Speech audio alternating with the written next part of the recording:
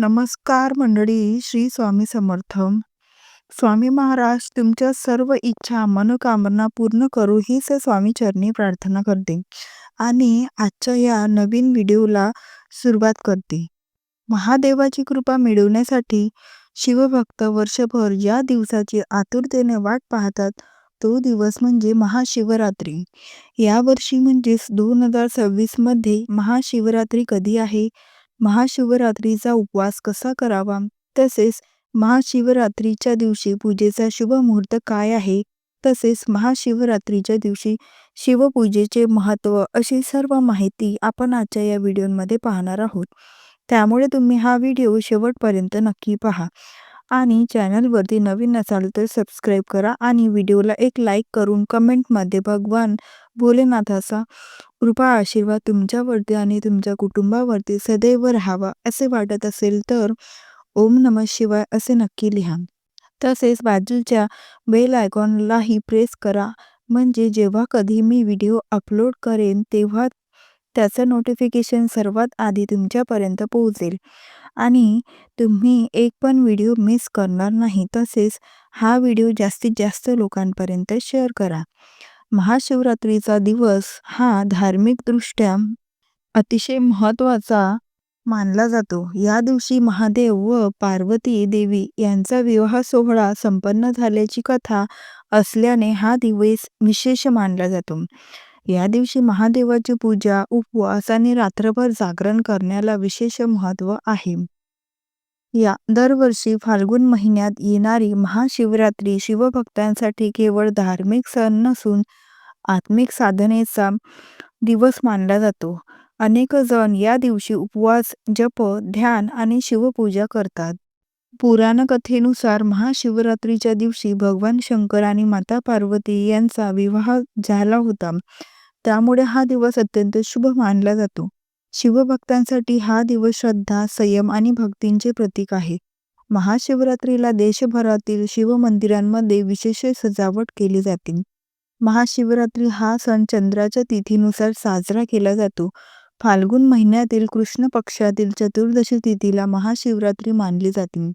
2026 मध्ये ही चतुर्दशी तिथी 15 फेब्रुवारी रोजी सायंकाळी 5:04 सुरू होत आहे आणि 16 फेब्रुवारी रोजी सायंकाळी 5:34 समाप्त होत आहे. मात्र हिंदू परंपरेत उदय तिथीला प्राधान्य दिले जाते असल्याने महाशिवरात्री 15 फेब्रुवारी 2026 रविवारी रोजीच साजरी केली जाणार आहे.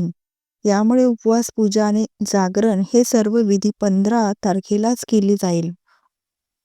महाशिवरात्रीच्या दिवशी सकाळी लवकर उठून स्नान करून स्वच्छ कपडे परिधान करावेत. शक्य असल्यास पांढऱ्या रंगाचे वस्त्र घालावे.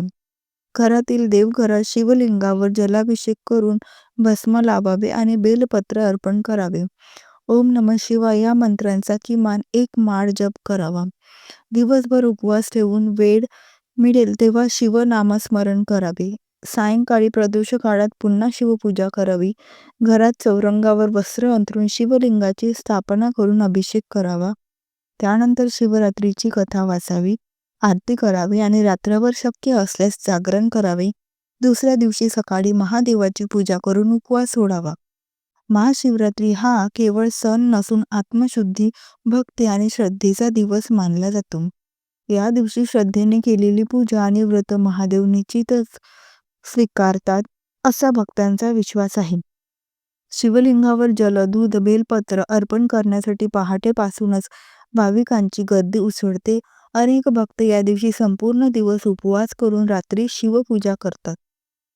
यामुळे उपवास, पूजा आणि जागरण हे सर्व विधी 15 फेब्रुवारी रोजी रविवारी केली जाईल. महाशिवरात्रीच्या दिवशी बहुतांश भक्त सकाळपासून उपवास करतात. काही जण निर्जल उपवास करतात तर काही फलाहार स्वीकारतात. जसं आपल्याला जमेल त्याप्रमाणे आपण उपवास करावा. दिवसभर शिवनामस्मरण, मंत्र जप, शिवपुराण किंवा शिवरात्रीची कथा वाचन केली जाते.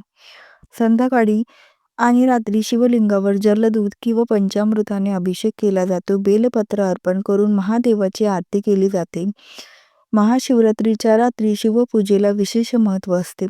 या दिवशी प्रदोष काळात पूजा करणे शुभ मानले जाते.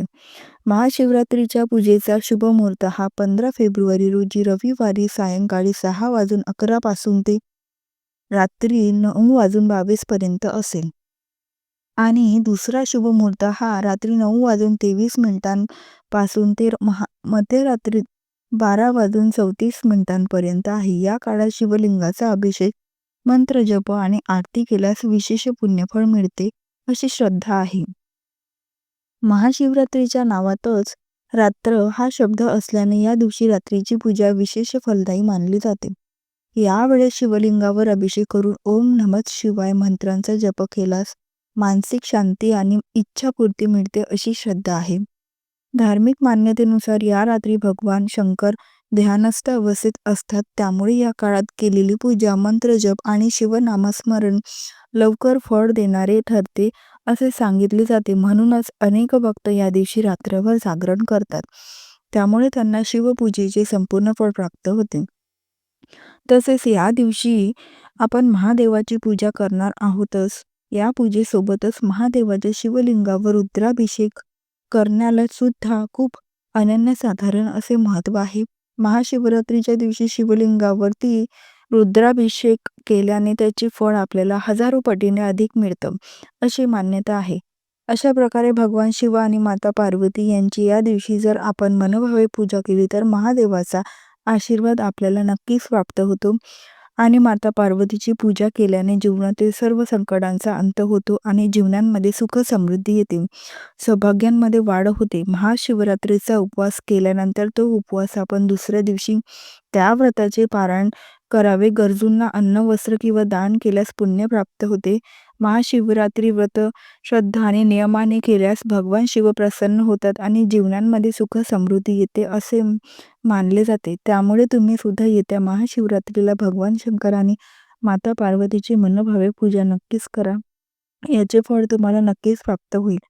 तर ही महाशिवरात्रीची अत्यंत महत्त्वाची माहिती तुम्हाला कशी वाटली? व्हिडिओ आवडला असेल तर, व्हिडिओतील माहिती उपयुक्त वाटली असेल तर व्हिडिओला एक लाईक नक्की करा आणि हा व्हिडिओ जास्तीत जास्त लोकांना शेअर करा.